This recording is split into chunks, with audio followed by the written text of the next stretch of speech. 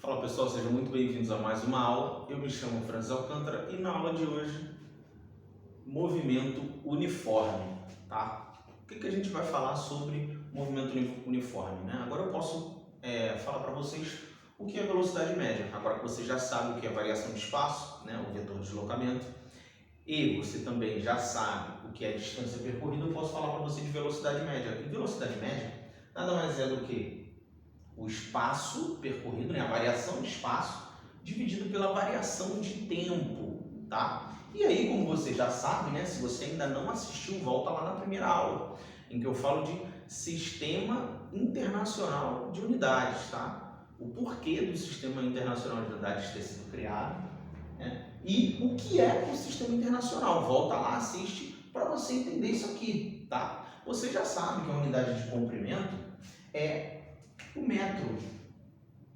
e a unidade de tempo é o segundo. Visto isso, ó, velocidade média é dada em metro por segundo. Ah, mas Francis, o carro do meu pai, ele aparece lá em quilômetro por hora. Por quê? Eu sei que aparece, né? Mas eu vou te dar aqui alguns motivos do porquê que aparece em quilômetro por hora. Porque as montadoras fazem isso. É muito mais interessante, né? Quando a gente vai viajar, por exemplo, eu moro aqui em São Paulo e eu vou para o Rio de Janeiro. Eu penso na distância que eu vou percorrer sempre em quilômetro, porque é uma distância muito grande, eu não vou pensar em metros. Caramba, 430 mil metros. Não, eu vou pensar em quilômetros, 430 quilômetros. E também eu penso no tempo como em horas. Ah, eu vou levar quantas horas para chegar lá? Não vou pensar, não, quantos segundos eu vou levar para chegar no Rio de Janeiro? A gente não pensa assim. Por isso que as montadoras elas colocam em quilômetro por hora. Esse é o primeiro motivo. O segundo motivo é o seguinte, se eu vou daqui para o Rio a 100 km por hora, imagina que eu fosse mostrar isso num velocímetro. 100 km por hora equivale a 27,78 metros por segundo. Caramba, então ia ter número quebrado no velocímetro lá do carro? Então acaba não compensando, é muito mais fácil você colocar números cheios, por isso quilômetro por hora. E o terceiro motivo, né, é que quando você está na estrada, não sei se você já olhou lá, né, na lateral da estrada, tem lá aquelas plaquinhas mostrando os números. Aquilo ali são marcos quilométricos. Então, se as rodovias elas marcam em quilômetros, não faz muito sentido o velocímetro do teu carro estar em metro por segundo, até para combinar com isso. É muito mais fácil para percepção nossa observar ali o número em quilômetro por hora do que em metro por segundo, beleza? E aí vamos lá, Francis, tudo bem, você explicou o porquê, mas você não falou como é que eu vou fazer essa conversão, como é que eu vou saber. É agora que a gente vai fazer aqui o nosso cálculo. Veja bem, 1 quilômetro por uma hora, ó, 1 quilômetro equivale a 1000 metros, isso aí, 1000 metros. Então, ó, aqui, ó, 1000 metros. E uma hora equivale a quantos segundos? Ora, para eu passar de hora para minuto, eu multiplico por 60. Então, 1 vezes 60 é 60. Só que eu não quero minutos, eu quero segundos. Então, multiplica por 60 de novo. Você vai achar 3.600. Opa! Beleza, então 1 km por uma hora é igual a 1000 metros por 3.600 segundos. Só que eu vou simplificar isso aqui, né, pessoal? Tá muito grande essa conta. Então, ó, cortando aqui os dois zeros, 10 sobre 36. Eu posso cortar esse zerinho aqui, ó, e acrescentar uma vírgula aqui.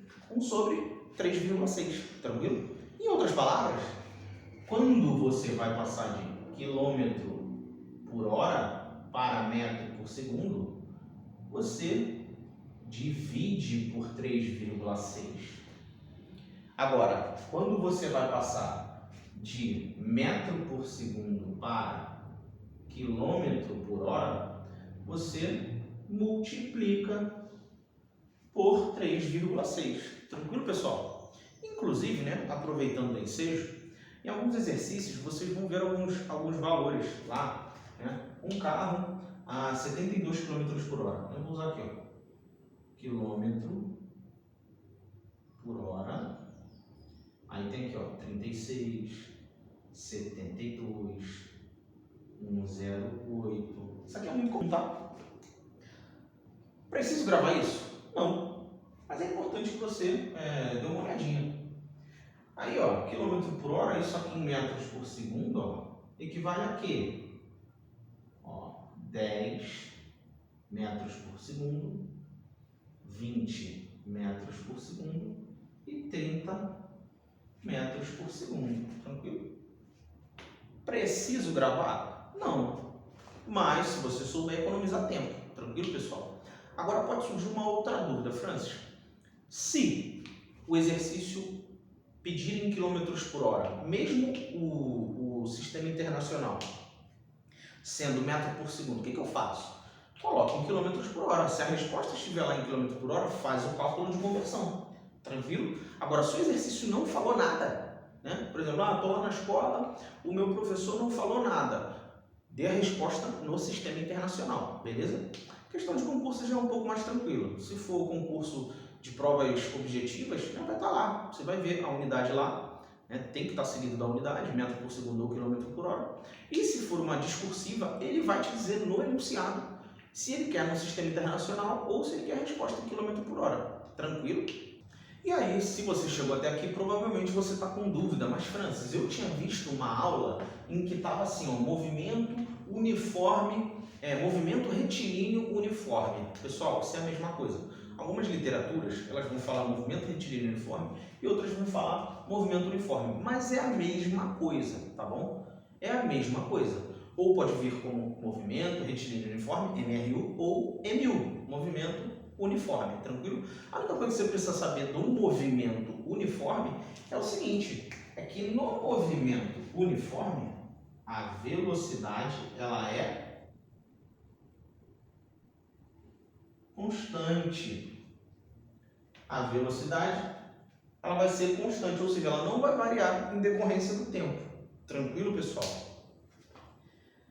Mais uma coisa, você pode pensar assim, Francis, o velocímetro do carro, ele fica oscilando, né? Ó, o velocímetro do carro, ele não mostra a velocidade média, ele mostra uma coisa chamada velocidade instantânea, que é quando o tempo tende a zero, ou seja, a velocidade no menor tempo medido possível, tranquilo? Mas isso é assunto para uma próxima aula. Não sai daí, que agora eu vou explicar para você o conceito de movimento progressivo e movimento retrógrado.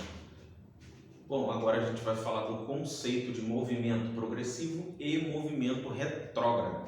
Digamos, né, que eu vou colocar aqui, ó, o meu marco zero é São Paulo e o 430 é o Rio de Janeiro. Eu saio daqui de São Paulo e eu oriento como sentido positivo daqui para o Rio de Janeiro, tá? Então eu estou pegando aqui, vou sair de São Paulo para o Rio de Janeiro, eu vou progredindo nos números. Esse movimento é dado progressivo. E quando eu representar a minha velocidade, eu vou representar assim, maior do que zero. Francis, vai existir velocidade menor do que zero?